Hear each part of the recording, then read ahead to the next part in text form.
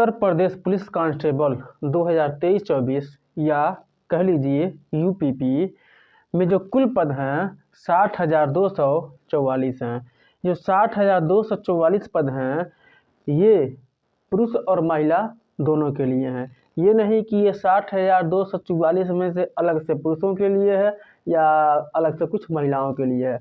इसमें ना अलग से कुछ पुरुषों के लिए पद हैं और ना अलग से कुछ महिलाओं के लिए पद हैं। ये दोनों के दोनों इन दोनों के लिए 60,244 जो है ये दोनों के लिए पद हैं। अच्छा, चलिए मान लेते हैं कि अब पद मिल गया कि 60,244 हैं। तो इसके बाद से एक चीज़ और जान लीजिए कि यह एक ऑनलाइन प्रक्रिया है। ऑनलाइन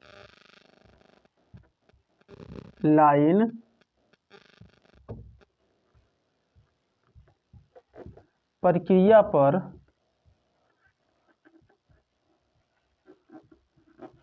आधारित है। मतलब कि अगर आप इस पद के इच्छुक हैं तो आपको इसके लिए ऑनलाइन फॉर्म भरना पड़ेगा। अब जो ये कह रहा है कि ये जो भर्ती आई है, ये जो भर्ती आई है भर्ती आई है 27/12/2023 को 9:52 पे वो भी PM में।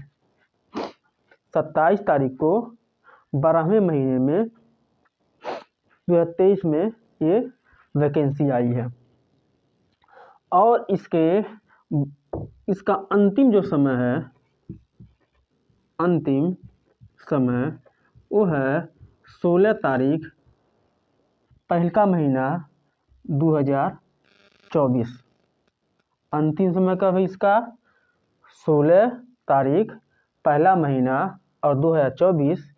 मतलब कि आज अगर देखा जाए तो वो आज 31 दिसंबर है और कल 1 जनवरी है। मतलब कि अभी 15-16 दिन का अभी समय है इसमें कि आप 15-16 दिन में इसका फॉर्म फिलअप कर सकते हैं। और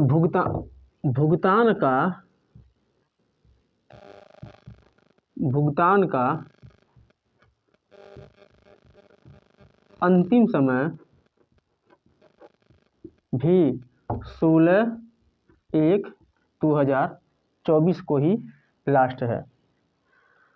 उसके बाद से अगर मान लीजिए फॉर्म भर रहे हैं, फॉर्म भरने में अगर कोई मिस्टेकिंग हो गया तो इसमें आप सुधार भी कर सकते हैं। तो सुधार करने के लिए ये 2 दिन का समय दिया है। सुधार करने का अंतिम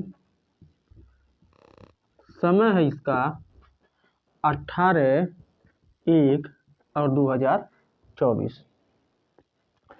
तो ये जो यूपीपी का उत्तर प्रदेश पुलिस कांस्टेबल का जो वैकेंसी आया है, ये कुल पद जो इसमें है 60,244 पुरुष और महिला दोनों के लिए है। ये एक ऑनलाइन प्रक्रिया पर आधारित है। तो भर्ती आई है 27/12/2023 को 9:52 पे रात में। इसका जो अंतिम समय दिया गया है 16/1/2024। मतलब कि 19-20 दिन का समय दिया गया है इसमें बस। अब भुगतान का अंतिम समय भी 16/1/24 है। और अगर फॉर्म फिलअप करने में कोई मिस्टेक हो गया है तो उसमें संशोधन करने का भी समय दिया गया है, उसमें सुधार करने का भी समय दिया गया है 2 दिन का, कि आप इन दिनों में सुधार कर सकते हैं। और इसके बाद से सबसे इम्पोर्टेंट चीज़ ये है, मतलब परीक्षा का समय जो दिया गया है कि परीक्षा का समय कब है। तो जो इसका एग्ज़ाम होगा, परीक्षा कह लीजिए या एग्ज़ाम कह लीजिए, एग्ज़ाम का एग्ज़ाम का जो समय है वो है 1 फरवरी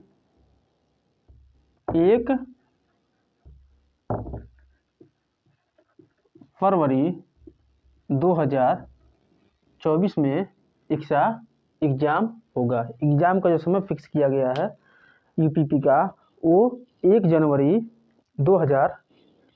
फरवरी 2024 को इसका एग्ज़ाम हो जाएगा। अब चलो ये चल गया पता कि ये इसका वैकेंसी कब आया है, कब तक इसका सुधार हो सकता है, कब इसका लास्ट डेट है। अब हम लोग इसके बारे में जान गए। अब इसके बाद से हम ये देखते हैं कि इसका फॉर्म भरने में कितना पैसा खर्च करना पड़ेगा, मतलब कि आवेदन शुल्क कितना होगा। तो जो आवेदन शुल्क इसका होगा बाबू, ये ध्यान दो कि हर बार कोई भी वैकेंसी आई है तो उसमें अलग अलग कैटेगरी के लिए फीस अलग रखा गया है। कोई भी वैकेंसी आई है या कोई भी भर्ती आई है तो उन सभी भर्तियों में देखा गया है कि सभी कैटेगरियों के लिए एक फीस नहीं रखा जाता है, अलग अलग कैटेगरी के लिए फीस अलग अलग रखा जाता है। लेकिन इसमें क्या किया गया है, चाहे जनरल हो, चाहे ओबीसी हो, चाहे एससी हो, और चाहे कोई एसटी हो, सबकी जो शुल्क लगी है वो कितनी है, 400 रुपये। और इस शुल्क को देखो, आवेदन जो शुल्क है जनरल, ओबीसी, एससी, एसटी सबके लिए आवेदन शुल्क कितना है, 400 रुपये। और ये जो 400 रुपये है आप ऑनलाइन पेमेंट कर सकते हैं, ऑनलाइन पेमेंट कर सकते हैं, पेमेंट कर सकते हैं। अब ऑनलाइन पेमेंट कर सकते हैं तो ये जो ऑनलाइन पेमेंट है ये ज़रूरी नहीं है कि आप सिर्फ सहज वाले से ही कराएं, आप खुद अपने पेटीएम से कर सकते हैं, पेटीएम से कर सकते हैं, क्रेडिट कार्ड से कर सकते हैं, क्रेडिट कार्ड से कर सकते हैं, डेबिट कार्ड से कर सकते हैं,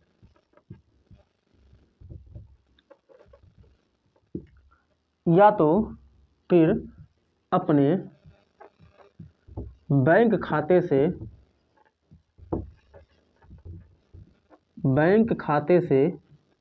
भुगतान कर सकते हैं, भुगतान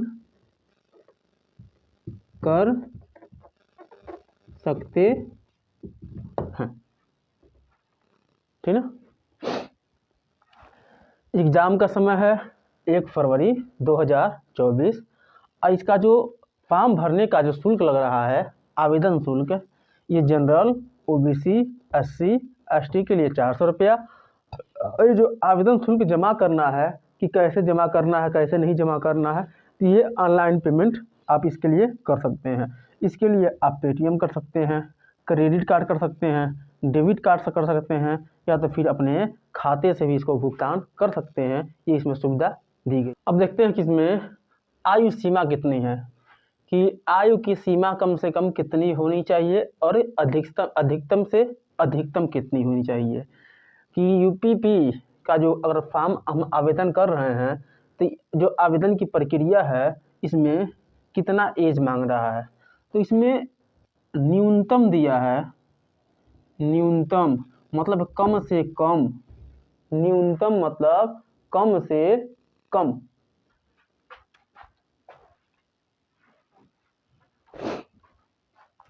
आइए देखते हैं कि जो यूपीपी का फॉर्म आया है, फॉर्म को अगर हमको फिलअप करना है, फॉर्म भरना है, या जो हमको आवेदन करना है अगर यूपीपी का, तो इसके लिए अधिकतम और न्यूनतम सीमा आयु की कितनी होनी चाहिए उसके बारे में हम देखते हैं।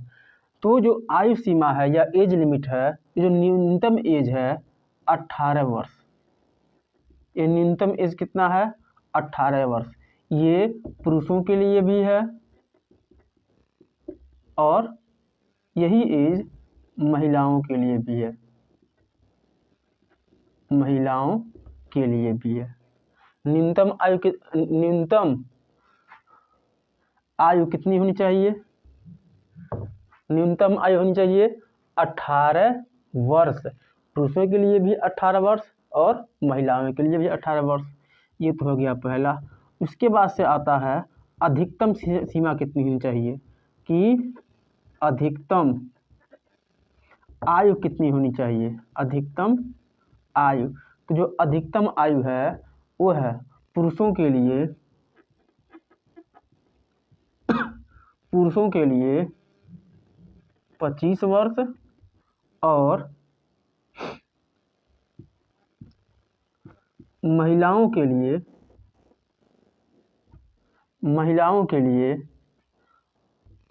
28 वर्ष। अधिकतम कितनी होनी चाहिए? पुरुषों के लिए 25 वर्ष और महिलाओं के लिए कितनी होनी चाहिए? 28 वर्ष, ठीक ना। लेकिन इसमें कुछ अतिरिक्त छूट दिया गया है। आयु में अतिरिक्त छूट, आयु में अतिरिक्त छूट कितना दिया गया है? 5 वर्ष का दिया गया है।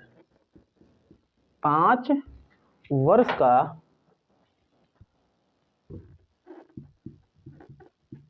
दिया गया है। तो आयु सीमा कितनी होनी चाहिए? न्यूनतम आयु सीमा 18 वर्ष। मतलब कि अगर आप 17 साल के हैं तो इस फॉर्म को नहीं भर सकते हैं। आपकी एज कम से कम 18 वर्ष पूरी होनी चाहिए, या तो पुरुष हो या महिलाएं हो, दोनों के लिए कम से कम 18 वर्ष का एज पूरा होना चाहिए। और अधिकतम आयु है मतलब कम से कम 18 वर्ष हो सकता है, 18 वर्ष के लिए है।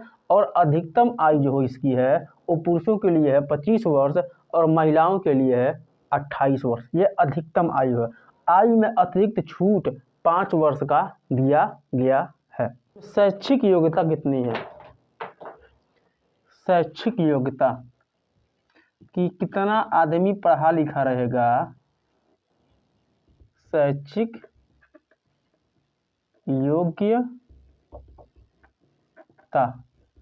शैक्षिक योग्यता कितनी होनी चाहिए? तो जो इसका शैक्षिक योग्यता है कि आदमी कम से कम जो इस फॉर्म को भर रहा है, लड़का जो बच्चा इस फॉर्म को भर रहा है, उसकी शैक्षिक योग्यता जो है वो कम से कम 10+2 इंटरमीडिएट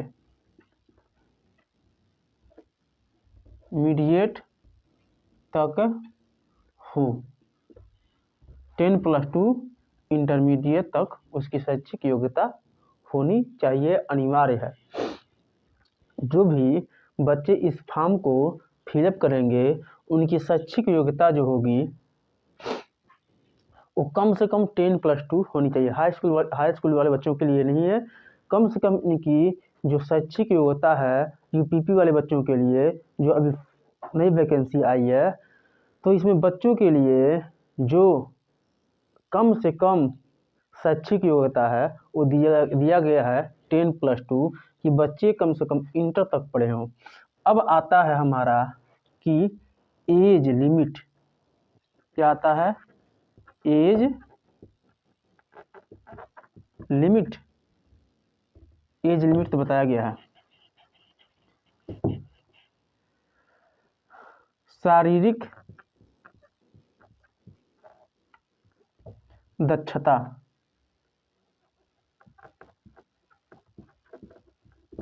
या शारीरिक दक्षता, फिजिकल कैपेबिलिटी, फिजिकल कैपेबिलिटी की शारीरिक दक्षता, या फिर इसको कह सकते हैं हम शारीरिक योग्यता। शारीरिक योग्यता कितनी होनी चाहिए? तो इसकी जो शारीरिक योग्यता है कि शारीरिक योग्यता जो है वो क्या कह रहा है और क्या नहीं कह रहा है कि कितनी किसकी लंबाई होनी चाहिए, पुरुषों की लंबाई कितनी होनी चाहिए, महिलाओं की लंबाई कितनी होनी चाहिए, इसमें SC ST वालों की जो लंबाई है उसमें वो कितनी होनी चाहिए, इसको देखते हैं। आइए हम एक चार्ट से समझते हैं कि चार्ट बनाते हैं उसका। तो हम सबसे पहले इसमें लिखते हैं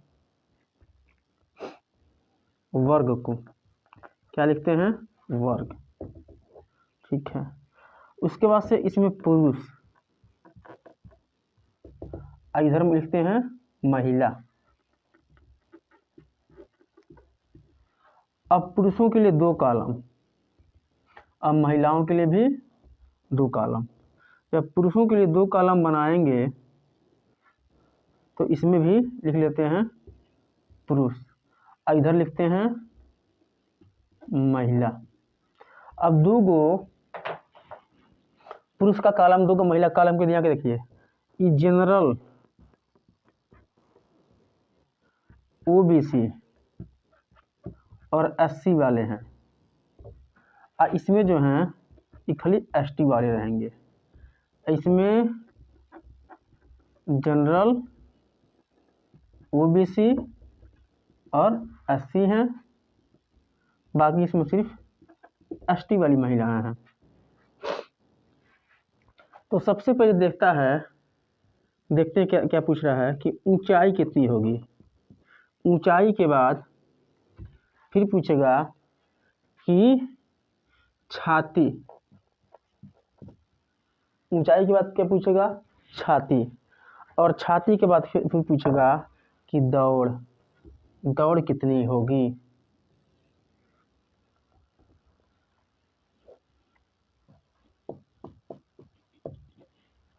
फिर पूछेगा दौड़ के बारे में। हो सकता है नीचे ना दिखे, इसलिए थोड़ा सा नीचे से ऊपर कर दे रहे हैं। हो सकता है ऊपर नीचे ना दिखे यहाँ से, तो इसको थोड़ा सा ऊपर कर देना है।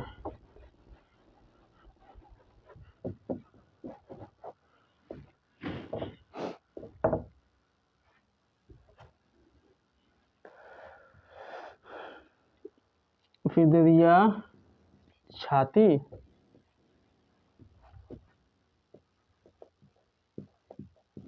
और फिर पूछेगा दौड़, ठीक है। ये 3 चीज पूछेगा। तो जनरल OBC और SC के बच्चों के लिए ये है कि 168 cms सेंटीमीटर इनकी ऊंचाई होनी चाहिए, और सेम यही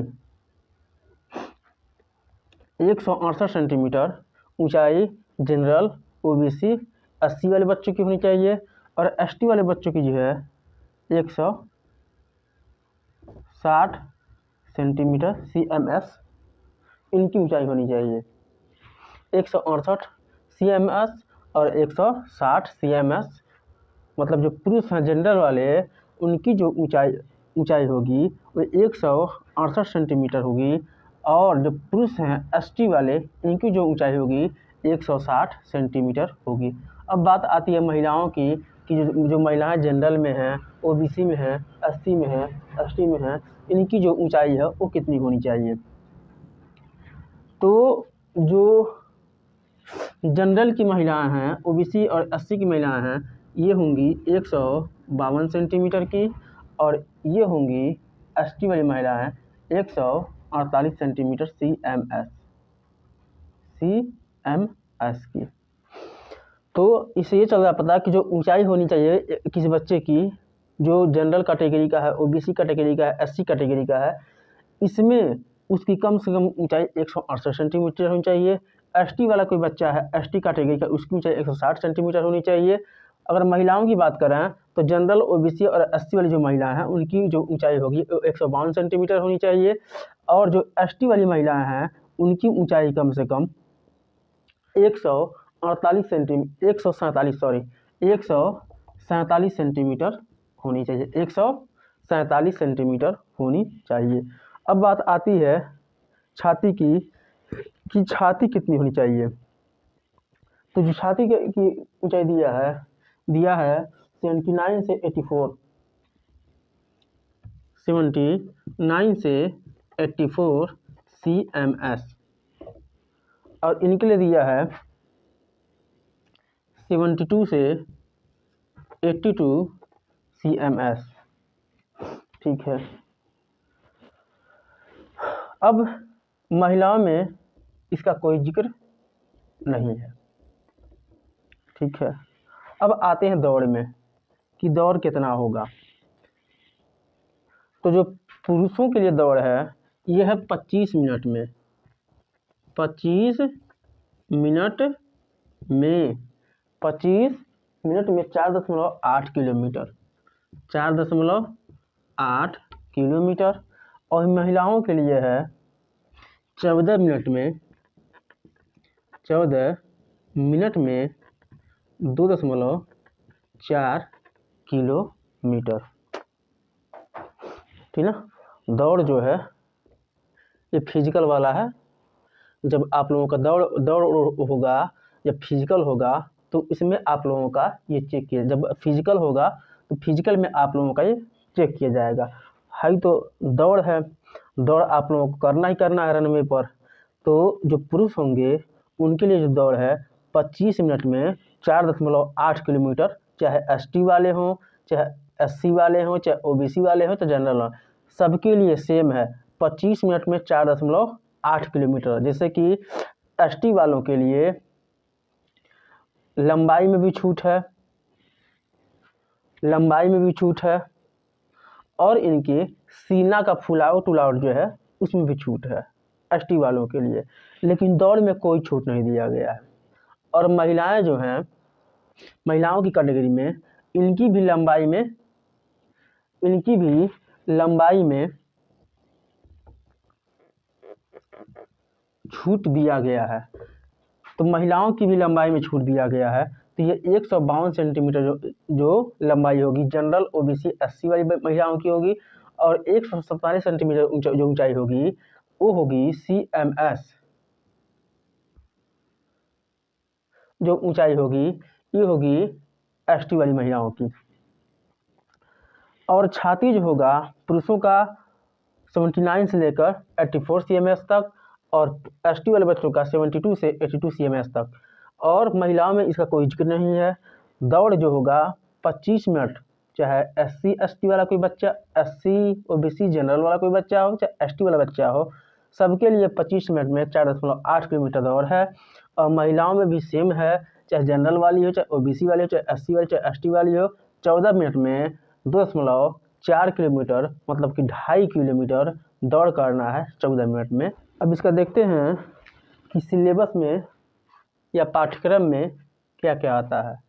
तो सबसे पहले दिया है जनरल नॉलेज, जनरल नॉलेज या कह लो GK।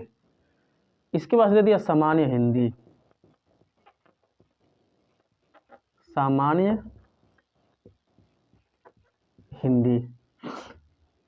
फिर दे दिया है मैथ, और चौथा दिया है रीजनिंग। ये 4 सब्जेक्ट से क्वेश्चन इसमें पूछा जाएगा। तो 4 सब्जेक्ट से UPP में क्वेश्चन पूछा जाएगा। पहला जनरल नॉलेज से, दूसरा सामान्य हिंदी से, तीसरा मैथ से, और चौथा रीजनिंग से। तो चलो देखते हैं कि कितने कितने इसमें क्वेश्चन आएंगे। क्वेश्चन कितना कितना आएगा, और फिर इसमें नंबर कितना मिलेगा।